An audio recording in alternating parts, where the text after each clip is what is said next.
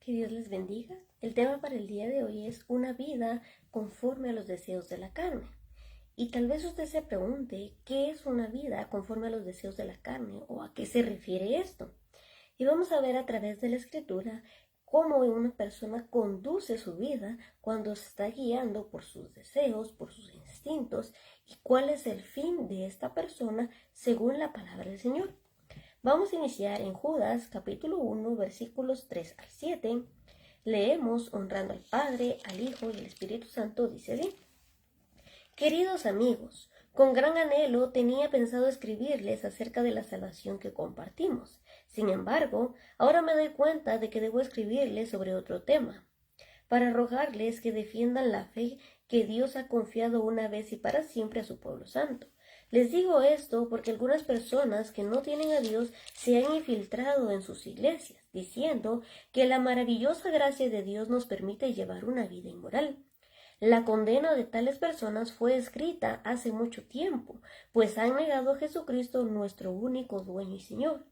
Aunque ustedes ya saben estas cosas, igual quiero recordarles que Jesús primero rescató de Egipto a la nación de Israel, pero luego destruyó a los que no permanecieron fieles, y les recuerdo de los ángeles que no se mantuvieron dentro de los límites de autoridad que Dios les puso, sino que abandonaron el lugar al que pertenecían. Dios los ha destinado firmemente encadenados en prisiones de oscuridad, en espera del gran día del juicio. Asimismo, no se olviden de Sodoma y Gomorra ni de las ciudades vecinas, las cuales estaban llenas de inmoralidad y de toda clase de perversión sexual. Esas ciudades fueron destruidas con fuego y sirven como advertencia del fuego eterno del juicio de Dios. Entonces, una persona que vive conforme a los deseos de la carne, primeramente dice que no tiene al Señor Jesucristo. ¿Por qué? Porque una persona que ha aceptado a Jesucristo, una persona que vive conforme al Hijo, ¿verdad? Imitando su conducta, no va a hacer cosas que a Dios le desagraden. Y entramos en el contexto de cuáles son estas cosas que le desagradan a Dios. Dice, ¿verdad?, que tales personas no pertenecen a Dios, pero se infiltran en la iglesia. Tal vez usted mira malos testimonios, malos ejemplos, pero es porque son personas que no pertenecen al pueblo del Señor. Pero es necesario, como dice la Escritura, que el trigo y la cizaña crezcan juntos, pero en aquel día Dios separará lo uno de lo otro. Por eso, si usted dice, yo no voy a la iglesia por X persona, yo no voy a la iglesia por esto, por aquello, hágase la pregunta, ¿esa persona le va a salvar? No. El único que salva es Jesucristo. El único que murió y resucitó por nosotros es Jesucristo. Y nosotros vamos a la iglesia para buscar a Dios, no para agradar al hermano, no para agradar a la hermana, no para buscar nosotros, ¿verdad?, nuestra propio elogio, sino para buscar a Dios, para hallar su gracia, para encontrar su presencia. Esa es, ¿verdad?, la esencia de congregarnos. Y el poder de Dios aún se manifiesta más cuando dice que todos nosotros estamos en armonía, cuando nosotros estamos en amor, estamos en un mismo sentir. Entonces, ¿verdad?, dice que vendrán personas diciendo o enseñando cosas que al Señor no le agradan. Versículo 4. Les digo esto porque algunas personas que no tienen a Dios se han infiltrado en sus iglesias diciendo que la maravillosa gracia de Dios permite llevar una vida inmoral. La condena de tales personas fue escrita hace mucho tiempo. Han negado a Jesucristo, nuestro único dueño y Señor. Entonces, primeramente, una persona que vive conforme a los deseos de la carne es aquella persona que acepta o se dice a sí misma que lo que está haciendo es correcto, que los placeres de su carne, lo que le da satisfacción a la carne está haciendo es correcto y que Dios en su gracia permite hacerlo. Y dice la Biblia que la condena de tales personas ya fue escrita desde antes. ¿Por qué? Porque estas personas no solo ellas mismas se engañan a sí mismas, sino que también hacen que otros tropiecen y no puedan acceder a la salvación. Es lo mismo que el Señor Jesucristo les decía a los fariseos, que ellos no se salvaban a sí mismos y tampoco dejaban que otros fueran salvos. ¿Por qué? Porque tenían malas enseñanzas, ¿verdad? Aunque la enseñanza fuera correcta, con su ejemplo no estaban enseñando lo que Dios quería, con su ejemplo no estaban dando testimonio de que Dios vivía en ellos. Así hay personas en la iglesia que afirman que el llevar una vida inmoral, que llevar una vida de pecado, estamos en gracia, ya no hay ley, no importa, Dios te perdona. Es error. La Biblia dice que si nosotros vivimos en pecado, no conocemos a Dios. ¿Por qué? Porque la Biblia dice que el que ha venido a Jesucristo ha clavado en la cruz todos los deseos de la carne. Y como nosotros clavamos esos deseos en la carne por medio del bautismo en el Espíritu y en agua. También dice, ¿verdad?, que debemos recordar 3 castigos tan esenciales que nos ayudan a determinar que Dios es un Dios justo, que Dios es un Dios que da el pago. Dice que nosotros ya sabemos estas cosas, pero es necesario recordarlas. ¿Por qué? Porque aunque ya las sabemos, el que las estemos recordando constantemente nos mantiene firmes, nos mantiene alertas, nos mantiene diciendo, no, yo no debo hacer esto porque yo sé lo que le pasó a Sodoma y Gomorra, porque yo sé, ¿verdad?, lo que le pasó a los ángeles que desobedecieron y yo no quiero que me acontezca esto. Es por eso importante que nosotros constantemente meditemos en la palabra del Señor y la tengamos, dice, en nuestra mente y en nuestro corazón. ¿Para qué? Para no pecar contra Dios y que no seamos engañados, aunque dice que vengan personas con enseñanzas tan hábiles que parezcan verdad. No seremos engañados. ¿Por qué? Porque tenemos a Jesucristo y su palabra que nos guía a toda verdad. Versículo 5.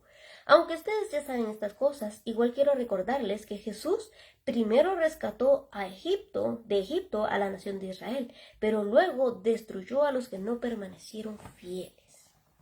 Ese es un punto muy importante. ¿Por qué? Porque Dios nos da la salvación a todos, nos da la oportunidad de ser salvos a todos. Pero Dios también nos da la obligación, o más bien la responsabilidad, de permanecer en santidad, de permanecer fieles. Y hay muchos textos en la Biblia que dicen que debemos ser santos porque Dios es santo, que sin santidad nadie verá a Dios. Tanto en el Antiguo como en el Nuevo Testamento, Dios ha demandado santidad de su pueblo. ¿Y qué es santidad? Santidad es apartarse de pecado, santidad es apartarse del mundo, es dejar lo malo por seguir a Dios. Entonces, cuando usted empieza a tomar la decisión de qué me conviene y qué no me conviene, qué me acerca o qué me aleja de Dios, y lo que me acerca yo lo hago, lo que me aleja lo dejo de hacer, si los deseos de la carne me están contaminando, yo me alejo, si estoy yendo a un lugar en el que me estoy contaminando, en el que me está llevando a alejarme de Dios, me alejo. Eso es vivir en santidad, desechar, odiar, aborrecer lo malo.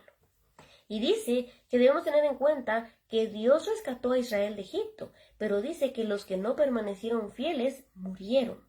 Entonces, ¿qué nos quiere decir? Dios nos puede rescatar a todos, pero si no permanecemos fieles a Él, corremos el riesgo de morir sin Cristo. Corremos el riesgo de no ser salvos. Por eso dice, ¿verdad?, la palabra que debemos permanecer fieles a Dios. Igual en Santiago 4 nos dice que el Espíritu que Dios puso dentro de nosotros anhela que le seamos fieles. Hay adulterio, fornicación e infidelidad espiritual. Cuando nosotros cometemos infidelidad espiritual es cuando ya conocemos del Señor, ya hemos experimentado la gracia del Señor, su poder, su bondad, su misericordia, pero aún así queremos hacer cosas del mundo. Pero aún así, ¿verdad?, nosotros pongamos el caso del adulterio espiritual. Yo sirvo a Dios en la iglesia, pero hay algo del mundo que me está atrayendo y yo lo hago. Eso es adulterio, porque estoy dejando a Dios, ¿verdad? Y la palabra dice que no podemos servir a 2 señores, porque servimos a uno y amamos a uno, o aborrecemos al otro. Pero no podemos amar a Dios y amar al mundo. No podemos decir yo amo a Dios y estar imitando las cosas del mundo. Eso es seguir los deseos de la carne. Y el mayor deseo de la carne es la inmoralidad sexual, cosa por la cual dice que Sodoma y Gomorra fue destruida, entre uno de los pecados que ésta tenía. Dice, versículo 7, asimismo no se olviden de Sodoma y Gomorra ni de las ciudades vecinas, las cuales estaban llenas de inmoralidad y de toda clase de perversión sexual. Esas ciudades fueron destruidas con fuego y sirven como advertencia del fuego eterno del juicio de Dios. Muchos dicen que lo que está en el Antiguo Testamento ya no aplica a nosotros porque es en el Antiguo Pacto. Pero la palabra del Señor en Timoteo nos dice que Toda la escritura es inspirada por Dios y es útil para instruirnos, para redarguirnos, nos enseña lo que está mal en nuestra vida. Incluso lo que está en el Antiguo Testamento nos sirve para que nosotros, ¿verdad?, tomemos ejemplo, tanto de lo que los que le agradaron al Señor hicieron, cómo le obedecieron, cómo hicieron tantos milagros porque estaban en obediencia a Dios, cómo fueron perseguidos, cómo fueron arrojados a fosos de leones, cómo fueron, ¿verdad?, maltratados, pero aún así vieron la gloria de Dios. ¿Por qué? Porque estaban en obediencia y estaban firmes en su convicción. Pero también tenemos el ejemplo de personas que fueron infieles, de personas que no se aseguraron de su fe, de personas que dejaron de servir a Dios, de personas que por X o Y motivo se desviaron, que porque el mundo les atrajo, por el dinero, por la fama, por mujeres, por esto, por aquello, y se desviaron del Señor. ¿Y cuál fue su fin? ¿Verdad? El ser destruidos. Los llevó a la muerte, porque la Biblia dice que la paga del pecado es muerte. Allá en Ezequiel 18 dice que Dios no desea la muerte del que muere, sino que el pecador se arrepienta y viva. Pero ¿qué es arrepentirse para el Señor? Para el Señor arrepentirse no es solo decir, Señor, hoy pequé, me arrepiento y mañana vengo y hago lo mismo. Eso no es arrepentimiento delante del Señor. Y también encontramos en la Escritura que el pueblo de Israel muchas veces se arrepintió y volvía a su conducta, y el Señor les decía que es un arrepentimiento falso. ¿Cuál es el arrepentimiento que Dios desea de nosotros? Que cuando nosotros le fallamos al Señor, nosotros sentamos pesar, nosotros sentamos dolor de haberle fallado. ¿Por qué? Porque recordemos el sacrificio que Jesucristo hizo en la cruz por nosotros. Y cuando tenemos ese sacrificio presente y nosotros decimos, le fallé al Señor, me arrepiento y no lo vuelvo a hacer. Ese es el verdadero arrepentimiento que Dios desea. Que nos sintamos mal de pecar y que no lo volvamos a hacer. De nada sirve que yo diga me siento mal de pecar, pero si yo lo sigo haciendo, si mañana yo voy a volver a lo mismo, no es que realmente lo hayamos sentido. Cuando yo siento el haberle fallado al Señor, lo busco, le pido perdón, no lo vuelvo a hacer. Esa es la clase de arrepentimiento y de vida que Dios desea de cada uno de nosotros. Ahora vamos a ir a 1 Corintios capítulo 15 y versículo 34. 1 Corintios capítulo 15 y versículo 34 nos dice así: piensen bien sobre lo que es correcto y dejen de pecar, pues para su vergüenza les digo que algunos de ustedes no conocen a Dios en absoluto. Entonces dice que nosotros hemos recibido el Espíritu Santo en nosotros. El Espíritu Santo debe ser avivado en nosotros, o bien lo podemos contristar, como nosotros contristamos al Espíritu Santo con la manera en que nosotros estamos viviendo. Entonces dice, ¿verdad? Piensen bien sobre lo que es correcto. La palabra del Señor nos dice que a medida que nosotros nos acerquemos más a Dios, que a medida que nosotros nos entreguemos más a las cosas del Espíritu, nuestra mente y nuestros pensamientos se irán renovando. Es decir, lo que yo ayer no lo miraba mal, lo que para mí ayer no era pecado, hoy el Señor me hace ver. Muchas veces nosotros tomamos acciones que en nuestro propio parecer, en nuestro parecer, ¿verdad?, son buenas, pero realmente no estamos actuando conforme el Señor quiere. Pero el Espíritu Santo nos guía y nos dice, hoy no actuaste bien, lo que hiciste no fue correcto, cómo trataste a la persona, cómo le hablaste, cómo hiciste aquello, cómo hiciste lo otro, no le agradó a Dios. Y esas conductas, esas manchas, son las que vamos limpiando, son las que debemos ir cambiando. Y por eso dice que hay personas que no conocen a Dios en absoluto. ¿Por qué? Porque no se esfuerzan por conocer a Dios, por saber qué es lo que a Dios les agrada, por cumplirlo más que todo, ¿verdad? Porque de nada sirve saber la Biblia, pero no cumplirla. Porque allá también en Santiago nos dice que Dios quiere que seamos oidores y hacedores de su palabra, no tan solamente oidores. Porque también Jesucristo dijo, bienaventurado el que oye mi palabra y la guarda. ¿Qué es guardar la palabra del Señor? Yo la atesoro en mi corazón para que en el día que venga la prueba, que venga la tentación, yo la tengo en mi mente y en mi corazón para disponer de ella y no caer ante la tentación. Ser tentados no es pecado. El pecado es ceder a la tentación. Ahora vamos a ir a Hebreos capítulo 3 y en sus versículos 16 al 19. Hebreos capítulo 3, versículos 16 al 19 nos dice así. ¿Y quiénes fueron los que se rebelaron contra Dios a pesar de haber oído su voz? ¿No fue acaso el pueblo que salió de Egipto guiado por Moisés? ¿Y quiénes hicieron enojar a Dios durante 40 años? ¿Acaso no fueron los que pecaron, cuyos cadáveres quedaron tirados en el desierto? ¿Y de quiénes hablaba Dios cuando juró que jamás entrarían en su descanso? ¿Acaso no fue a los que desobedecieron? Como vemos, ellos no pudieron entrar en el descanso de Dios a causa de su incredulidad. Muchas veces afirmamos tener fe en Dios, pero nuestra conducta no es la que deberíamos de tener. Nuestra conducta no demuestra esa fe.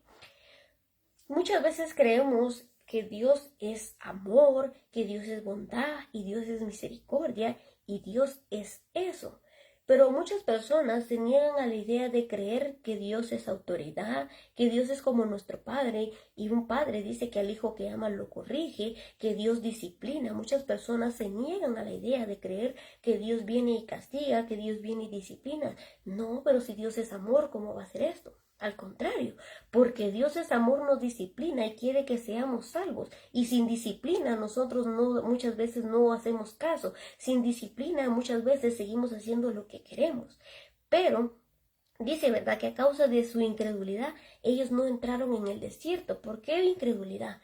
Ellos desobedecieron el pueblo de Israel en muchos aspectos. Por causa de la incredulidad, no creían que Dios los podía entrar a la tierra prometida, aunque estaban viendo todo lo que Dios hacía por ellos. Para ellos no era suficiente eso y siempre estaban en busca de más. Falta de incredulidad, falta de saber de que Dios les iba a dar todo lo que necesitaran, falta de saber de que Dios, ¿verdad?, les podía dar la victoria cuando entraran a la tierra prometida. Y en muchos aspectos ellos le fallaron a Dios. Y ahí en 1 Corintios 10 nos dice que todas estas enseñanzas de Egipto sirven para advertencia para nosotros, para que nosotros veamos su conducta y no la imitemos, para que nosotros, pues, ¿verdad?, hagamos lo que a Dios le agrada y no imitemos lo que ellos hicieron. Y dice que como ellos desobedecieron, Dios juró que nunca entrarían en su descanso.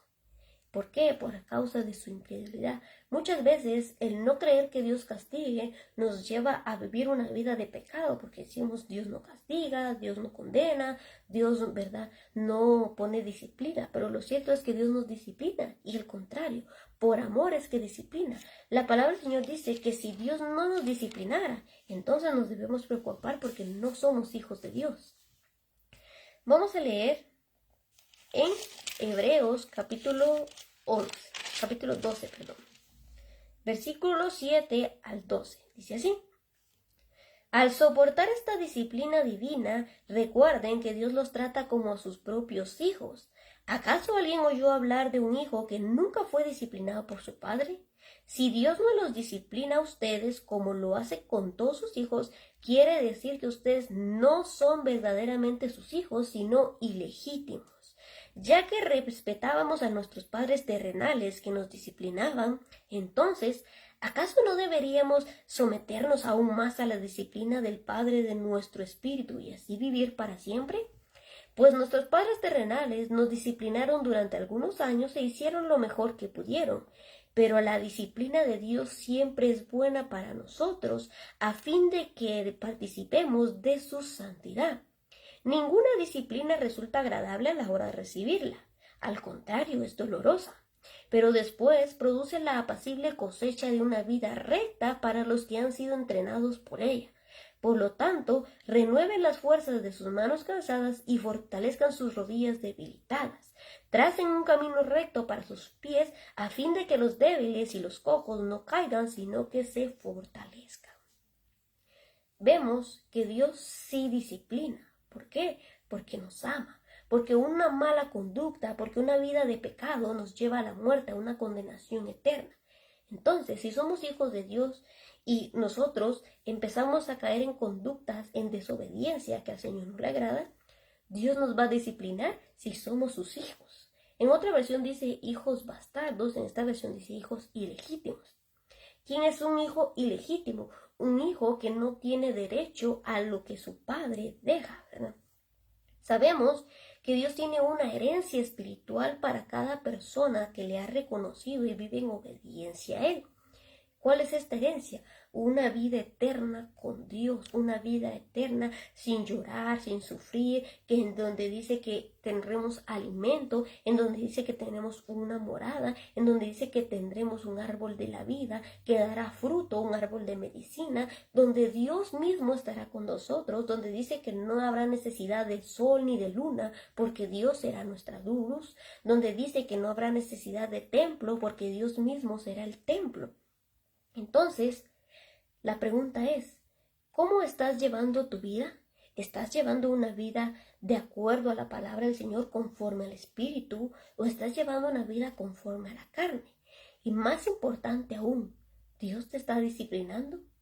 Si sientes que Dios no te está disciplinando, haz el autoexamen, ve con Dios, porque la palabra dice, venid luego, dice Jehová, y estemos a cuentas. Si vuestros pecados fueren rojos como el carmesí, yo los haré blancos. Si fueren negros, los haré como blanca lana.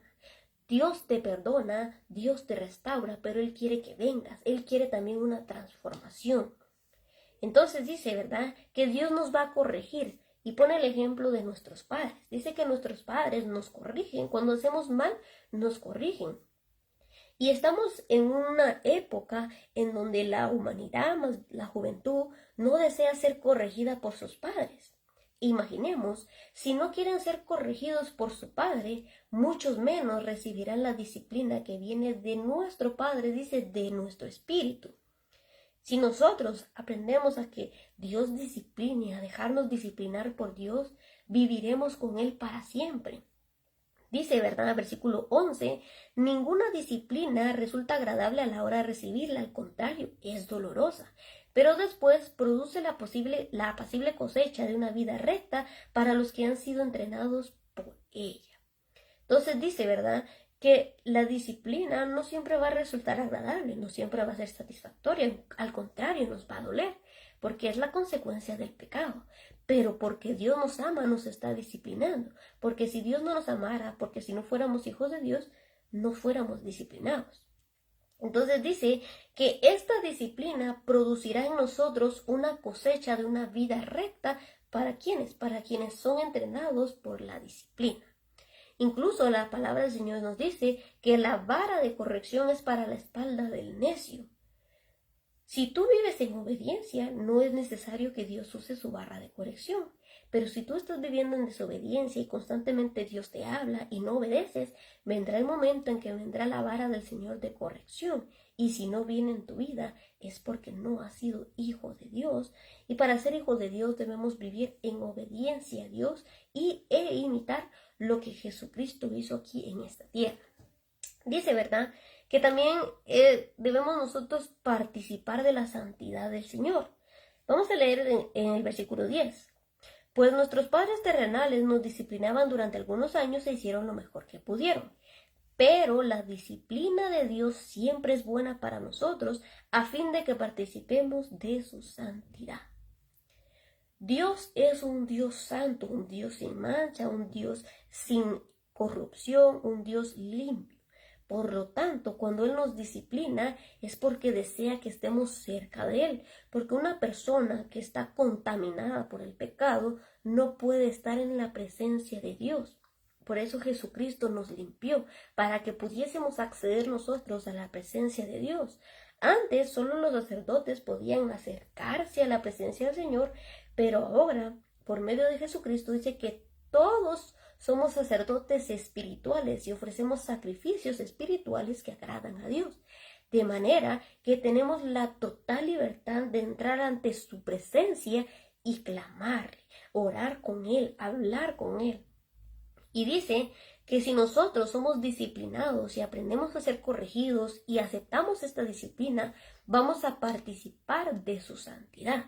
Pero si nosotros no somos partícipes de su santidad, nuestra relación con Dios se va alejando cada vez más, hasta el momento en que nosotros llevemos una vida de pecado y no nos importe, hasta el momento en que nosotros hagamos y deshagamos. Si me dicen que yo haga esto, no me importa. Si me hablan de Dios, no pongo atención. Si me dicen que lo que estoy haciendo no está mal, no me interesa. Esa es la consecuencia de una vida de no llevarla en una relación con Dios.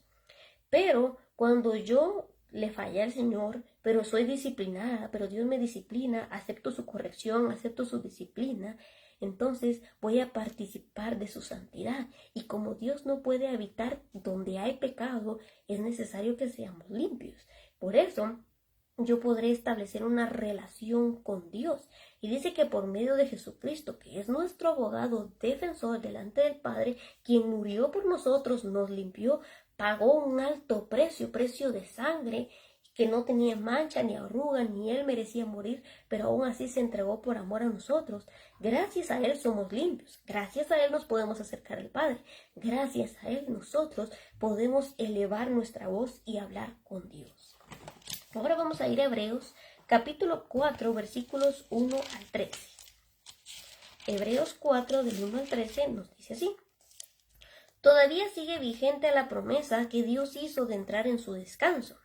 Por lo tanto, debemos temblar de miedo ante la idea de que alguno de ustedes no llegue a alcanzarlo, pues esta buena noticia del descanso que Dios ha preparado se les ha anunciado tanto a ellos como a nosotros, pero a ellos no les sirvió de nada porque no tuvieron fe de los que escucharon a Dios. Pues solo los que creemos podemos entrar en su descanso. En cuanto a los demás, Dios dijo, en mi enojo juré, ellos nunca entrarán en mi descanso. Si bien ese descanso está preparado desde que el mundo se hizo, sabemos que está preparado debido al pasaje de las Escrituras que menciona el séptimo día. Cuando llegó el séptimo día, Dios descansó de toda su labor. Pero en el otro pasaje Dios dijo, ellos nunca entrarán en mi lugar de descanso. Así que el descanso de Dios está disponible para que la gente entre, pero los primeros en oír esta buena noticia no entraron porque no obedecieron a Dios. Entonces Dios fijó otro tiempo para entrar en su descanso, y ese tiempo es hoy. Lo anunció mucho más tarde por medio de David en la palabra que ha citado y dice, cuando oigan hoy su voz, no endurezcan su corazón. Ahora bien, si Josué hubiera logrado darles ese descanso, Dios no habría hablado de otro día de descanso aún por venir. Así que todavía hay otro descanso especial en espera para el pueblo de Dios, pues todos los que han entrado en el descanso de Dios han descansado de todo lo posible, han descansado de todo su trabajo, tal como Dios descansó del suyo después de crear el mundo. Entonces, hagamos todo lo posible por entrar en ese descanso, pero si desobedecemos a Dios como lo hizo el pueblo de Israel, caeremos. Pues la palabra de Dios es viva y poderosa, es más cortante que cualquier espada de dos filos, penetra en el alma y en el espíritu, entre la articulación y la médula del hueso, deja al descubierto nuestros pensamientos y deseos más íntimos. No hay nada en toda la creación que esté oculto a Dios. Todo está desnudo y expuesto ante Dios y sus ojos, y es a Él a quien rendimos cuentas. Vemos otra vez que la historia de Egipto, es decir, lo que está en el Antiguo Testamento, nos es útil, porque si nosotros no conocemos la historia de Egipto, nosotros no conocemos cuáles fueron los pecados de Egipto, nosotros no conocemos que en qué desobedeció, en qué le falló a Dios, si no leemos, no meditamos, vamos a caer en ese mismo error, vamos a caer en ese mismo pecado. Y dice que si Dios no les permitió a ellos entrar en su descanso, tampoco, por desobediencia, tampoco nos permitirá a nosotros entrar en el descanso si somos desobedientes de igual manera. Por eso en el versículo 2 dice que debemos temblar de miedo de pensar de que alguno de nosotros no lleguemos a alcanzar este descanso. No sé si usted se preocupa por cómo está viviendo el día a día o dice, mañana, la otra semana, algún día voy a venir a Dios. No, la palabra del Señor dice en el versículo 7, entonces Dios fijó otro tiempo para entrar en su día de descanso, y ese tiempo es hoy. Lo anunció mucho más tarde por medio de David en las palabras que ya han citado, Cuando oigan hoy su voz, no endurezcan su corazón. El pueblo de Israel endureció su corazón cuando escuchó la voz y por ende desobedeció. Por eso, si hoy has recibido el mensaje y cuando Dios te da la palabra, es ese día de la salvación, es ese día que Dios te está hablando. Si tú estás llevando una vida lejos de Dios, pero hoy escuchaste su palabra, pero hoy escuchaste que una vida de pecado no te conduce a la vida eterna, pero hoy escuchaste que Dios restaura, hoy escuchaste que Dios salva, hoy escuchaste que Dios desea santidad, hoy escuchaste que Dios te perdona, hoy escuchaste que Dios te anhela con fidelidad, hoy escuchaste que Dios desea que le sirvas fielmente. Entonces tú vienes, pides perdón e inicias esta vida en Cristo, pero debe ser hoy. ¿Por qué? Porque el mañana no nos pertenece. Allá en Santiago también nos dice, muchos no hagamos alarde del día de mañana porque no sabemos lo que traerá el día de mañana. Muchos dicen, haré el otro año, haré esto o aquello, pero no sabremos si llegaremos a este año, dice. En vez de decir, si Dios quiere, haré esto o haré aquello. Si Dios hoy te está hablando, es porque hoy el Señor quiere que pongas oído, que pongas atención, que tu corazón reciba tu palabra, que tu corazón sea sensible para escucharlo. Pero si tú endureces tu corazón, puede que hoy, que hubiera sido el día en que tú reconciliaras, en que tú aceptaras, pero endureciste tu corazón. Mientras más tú tiempo des a que mañana, más tarde, cuando sea más grande, vendré a Dios, tu corazón cada vez se va endureciendo más y más difícil te será dejar el mundo. ¿Por qué? Porque mientras tú te alejas de Dios, el mundo te va envolviendo en sus deseos, en sus fiestas, en todo lo que al mundo y a la carne le agrada, de manera que te puedes ir enamorando del mundo. Y cuando tú te enamoras del mundo, casi es imposible que vuelvas a Dios, casi es imposible que veas a Dios. Por eso la Biblia nos dice que volvamos a nuestro primer amor. ¿Y cuál es nuestro primer amor? Dios. Que lo busquemos como cuando necesitábamos de Él, que lo busquemos cuando acabamos de venir a sus caminos. Porque muchas personas buscan a Dios, se enamoran de Dios cuando están en dificultades, cuando están en problemas. Pero luego que pasó la dificultad, pasó el problema, como que suelen decir, bueno, Dios, gracias por ayudarme, vengo cuando vuelva a necesitar de ti. Pero no es lo que Dios desea de nosotros. Dios nos desea en todo tiempo, porque Dios vigila de nosotros en todo tiempo. Entonces dice en el versículo 10, vamos a leer 9 y 10, así que todavía hay otro descanso especial en espera para el pueblo de Dios. Pues todos los que han entrado en el descanso de Dios han descansado de su trabajo, tal como Dios descansó del suyo después de crear el mundo. Versículo 11. Entonces hagamos todo lo posible por entrar en ese descanso. Pero si desobedecemos a Dios como lo hizo el pueblo de Israel, caeremos. Muchos enseñan que no se puede caer, pero realmente la palabra en muchos aspectos nos dice que sí podemos caer. Y es parte de que si nosotros no escudriñamos su palabra, no creemos en Dios, no creemos en su palabra, entonces vamos a caer en malas enseñanzas y nos vamos a desviar de lo que Dios tiene para nosotros. Dice, ¿verdad?, que debemos hacer todo lo posible por entrar en este descanso. Incluso el Señor Jesucristo dijo que debíamos estar orando y velando para ser tenidos dignos de escapar del día de la ira del Señor. Dice dignos. Nosotros somos indignos, somos inmerecedores de lo que Dios nos da. Pero por medio de nuestro clamor, por medio de nuestro esfuerzo, por medio de nuestra dedicación a la búsqueda de Dios, entonces podemos ser hallados dignos de su misericordia. Porque un corazón contrito y humillado, Dios no lo desprecia. Entonces, ¿cómo yo puedo ser hallada digna de Dios? Aunque soy pecadora, aunque puedo cometer errores, pero si Dios ve mi esfuerzo, si Dios ve que yo día tras día les pido perdón y trato la manera de no hacer las cosas que a Dios le agradan, de no vivir en pecado, de vivir en santidad, de recibir su disciplina, de imitar la conducta de Jesucristo, de imitar a Dios, de amar a Dios, parte de amar a Dios es obedecer sus mandamientos, de escudriñar su escritura, de tenerla en mi mente y en mi corazón.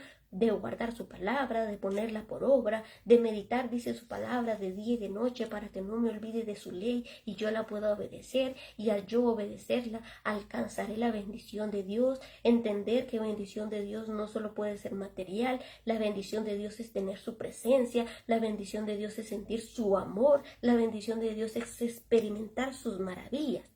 Pero muchas personas no han llegado a experimentar a Dios y por lo tanto no le conocen. ¿Por qué? Porque no han querido abandonar las cosas del mundo.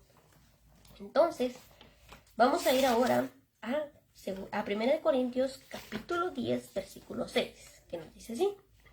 Vamos a leer el versículo 6 y luego al 11. Esas cosas sucedieron como una advertencia para nosotros a fin de que no codiciemos lo malo como hicieron ellos. Aquí habla del pueblo de Israel. El pueblo de Israel vivía constantemente codiciando lo que otras naciones hacían. Vivía codiciando adorar a los dioses. Vivía codiciando llevar una vida que no pertenecía o que Dios no quería que ellos llevaran.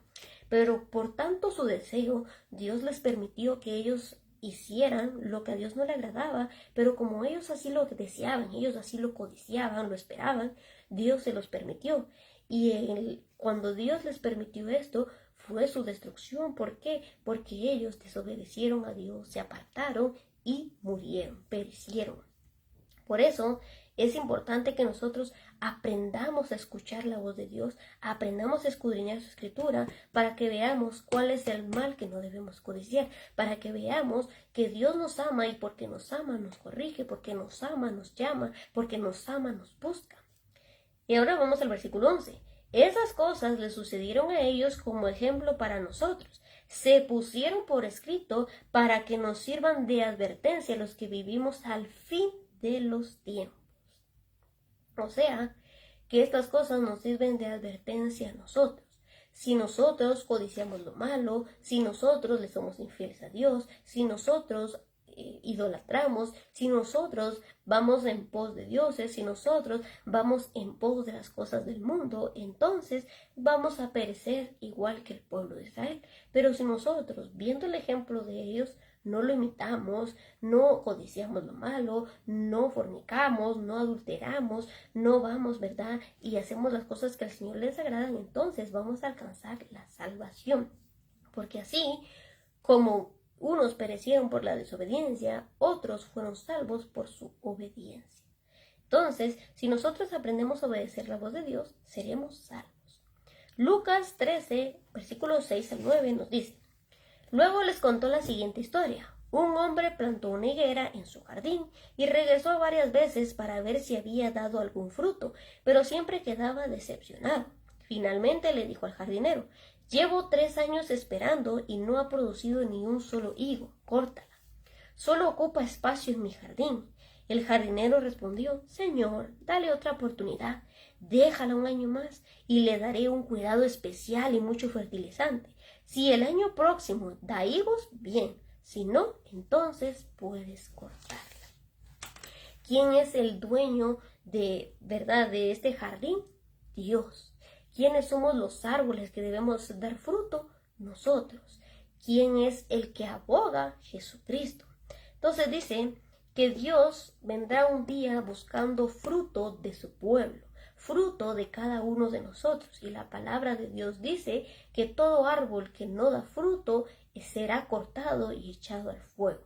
Dice que Jesucristo ahora aboga por nosotros. Dios busca fruto en nosotros, viene todos los días y ve si nosotros estamos dando fruto. Hay personas que dan fruto al 30, dan fruto al 70 y otras al 100. Y eso es bueno. Cada quien da fruto y tal vez puede decir, pero es que dio 30, pero es que dio 70, pero es que dio 100, pero dio fruto. Pero hay personas que no están dando fruto. Vendrá el día en que Dios les demandará dónde está su fruto, dónde está lo que ellos hicieron. Dice que Dios dice que estos, ¿verdad?, solo ocupan espacio en su jardín porque no tienen provecho para él, porque no están haciendo la voluntad de Dios. Entonces solo están ocupando lugar. Entonces le dirá a su jardinero: córtala. ¿Por qué? Porque no le es útil. Entonces dice que el jardinero le dirá: Señor, dale otra oportunidad, déjala un año más y le daré un cuidado especial y mucho fertilizante. Si el año próximo da hijos, bien, si no, puedes cortarla. Dios en su misericordia tiene un tiempo diferente para cada persona. Dice la palabra que del que Él quiere tiene misericordia y del que Él no quiere no tiene misericordia. Entonces dice, ¿verdad? Que tal vez usted puede ver que a algunos les da más misericordia y a otras tal vez a su parecer no tanta, pero Dios nos da a todos la oportunidad de obtener la salvación. Y esto va más enfocado para las personas que ya conocen al Señor, pero no han dado fruto, pero no están haciendo lo que el Señor demanda. El Señor Jesucristo está abogando por tu vida. Si tú te has alejado de Dios, si tú no estás dando frutos, si tú no estás viviendo como Dios quiere, el Señor te dice que Él está abogando por ti. Él dice, ¿verdad?, que te dará un cuidado especial, te dará mucho fertilizante. ¿Cuál es el fertilizante? La palabra del Señor. Dios te enviará mensajes, Dios te enviará palabra, Dios, ¿verdad?, enviará personas que te digan que Dios te está llamando, enviará personas que te hablen de la verdad, que te hablen que una vida de pecado no es correcta. Ese es el fertilizante, porque nos hará crecer espiritualmente, porque la palabra del Señor es la que nos hace crecer. Dice que entonces el Señor dirá, bueno, Señor, yo ya hice mi trabajo, ya le di un cuidado especial, ya le hablé mensajeros, pero escuchó mi voz, pero atendió a mi voz, pero se arrepintió. Muy bien, le dirá el Señor, ¿verdad? La dejará. ¿Por qué? Porque dará frutos. Pero ¿qué tal si es el caso contrario? Le hablé, le mandé mensajes, le dije, ¿verdad?, que no era correcto lo que estaba haciendo, pero endureció su corazón, pero no me quiso escuchar, pero dijo, más tarde buscaré al Señor, pero dijo, hoy no me interesa buscar a Dios. Entonces, ¿qué dice? Será cortada. Mateo 7, 19 y 20. Por lo tanto, todo árbol que no produce frutos buenos se corta y se arroja al fuego. Así es. De la misma manera que puedes identificar a un árbol por su fruto, puedes identificar a la gente por sus acciones. Entonces dice, ¿verdad?, que todo árbol que no esté dando fruto será cortado. Y dice también, ¿verdad?, la palabra que así como identificamos a un árbol por su fruto, podemos identificar a las personas por sus acciones. Es decir, si vemos que un árbol está dando naranjas, es naranjero. Si vemos que un árbol está dando manzanas, es manzanero. Un árbol naranjero, ¿verdad?, no puede dar manzanas y un manzanero no puede dar naranjas.